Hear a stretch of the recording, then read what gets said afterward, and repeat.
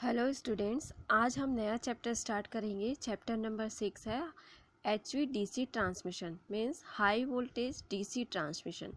इससे पहले हमने जो भी ट्रांसमिशन पढ़ा था चैप्टर नंबर 5 में, ट्रांसमिशन हो रहा था पावर का, वो किस पे हो रहा था? AC से हो रहा था। ठीक है, हाई वोल्टेज ट्रांसमिशन लाइन में जो वोल्टेज रहता है वो क्या रहता है? हाई होता है।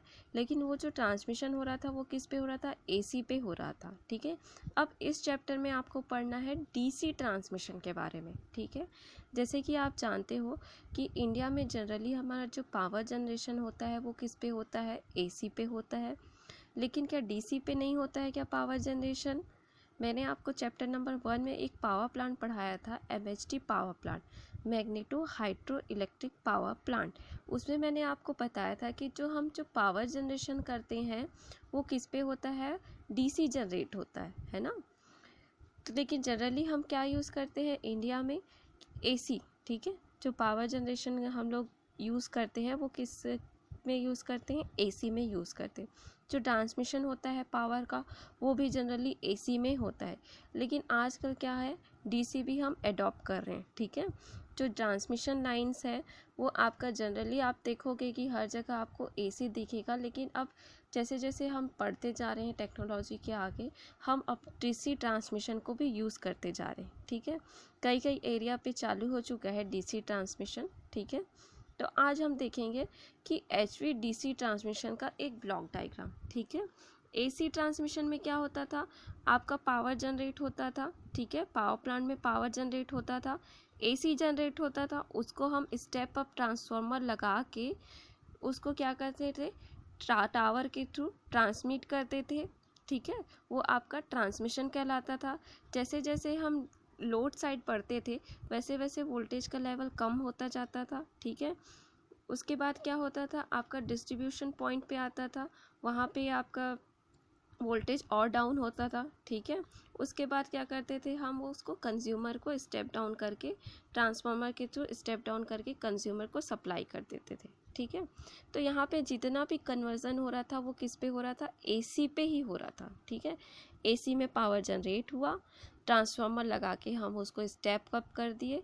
ठीक है, फिर उसको ट्रांसमिट कर दिए, फिर स्टेप डाउन करके उसको डिस्ट्रीब्यूशन सेंटर में दे दिए, फिर वहाँ से वो कंज्यूमर को दे दिया गया। ठीक है, क्योंकि हम कंज्यूमर क्या यूज़ करते हैं? AC यूज़ करते हैं। ठीक है, लेकिन DC ट्रांसमिशन में क्या होगा?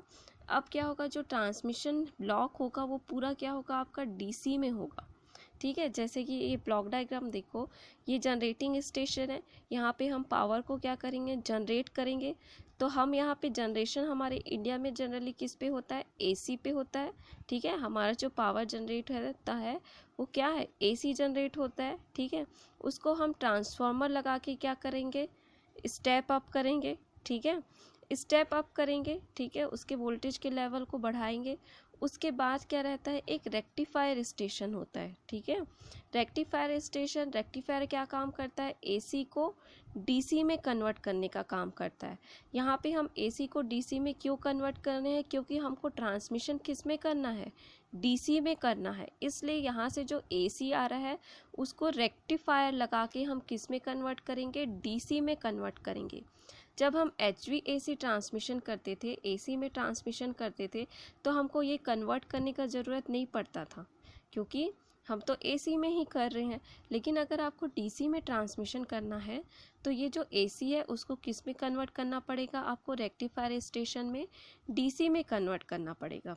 तो जो AC को DC में कन्वर्ट करता है वो क्या कहलाता है? आपका रेक्टिफायर। ठीक है, तो इस AC को DC में कन्वर्ट करने के लिए जो हम इलेक्ट्रॉनिक डिवाइस का यूज़ करते हैं वो आपका क्या कहलाता है? थायरिस्टर। ठीक है, आगे सेमेस्टर में आप पढ़ोगे ये सब थायरिस्टर के बारे में। ठीक है, अभी एक जनरल इंट्रोडक्शन ले लीजिए। थायरिस्टर या फिर इसी को बोलते हैं SCR, सिलिकॉन कंट्रोल्ड रेक्टिफायर। ठीक है, इस सिलिकॉन कंट्रोल्ड रेक्टिफायर SCR या फिर मैं बोलूँ थायरिस्टर, दोनों एक ही चीज़ है। ठीक है, तो इसी SCR का यूज़ करके हम रेक्टिफायर भी बनाएंगे और इन्वर्टर भी बनाएंगे। इन्वर्टर क्या करता है? जो DC है उसको AC में कन्वर्ट करता है। ठीक है, तो अब यहाँ पे देखो रेक्टिफाइड स्टेशन में हम क्या करेंगे, जो AC आ रहा है उसको DC में कन्वर्ट कर देंगे, उसके बाद पूरा ट्रांसमिशन हम कर लेंगे DC से, ठीक है। लेकिन क्या होगा, हम कंज्यूमर क्या यूज़ करते हैं, AC, हम DC तो यूज़ नहीं कर सकते ना, हमारा पूरा कंपोनेंट किस पे यूज़ होता है, AC पे यूज़ होता है। तो फिर से हमको क्या करना पड़ेगा, इस DC को AC में कन्वर्ट करना पड़ेगा। तो रिसीविंग एंड साइड क्या लगा रहता है, आपका इन्वर्टर स्टेशन लगा रहता है, जहाँ पे इस DC को किस में कन्वर्ट किया जाता है, AC में, बाय यूजिंग SCR और थायरिस्टर, ठीक है। यहाँ पे जो DC है वो AC में कन्वर्ट होता है, उसके बाद फिर से ट्रांसफार्मर का यूज़ करके आप उसको स्टेप अप या स्टेप डाउन करके हम क्या करते हैं, सब स्टेशन में सप्लाई देते हैं और कंज्यूमर को सप्लाई देते हैं। तो ये आपका बेसिक ब्लॉक डायग्राम है HVDC ट्रांसमिशन लाइन का, ठीक है। HVDC ट्रांसमिशन लाइन में आपका 2 स्टेज में कन्वर्जन हो रहा है। एक तो आपको रेक्टिफायर स्टेशन में AC को DC में कन्वर्ट करना पड़ रहा है, इन्वर्टर स्टेशन में फिर से आपको DC को AC में कन्वर्ट करना पड़ रहा है, ठीक है। तो ये आपका HVDC ट्रांसमिशन है, ठीक है। देखा जाए तो कौन सा, अगर लॉसेस के पर्पस से देखें तो हमें DC ट्रांसमिशन में कम लॉसेस होते हैं। अगर कॉस्ट का कंपेयर करूँ कंडक्टर कॉस्ट का, तो DC में भी हमें कम कॉस्ट लगता है, ठीक है।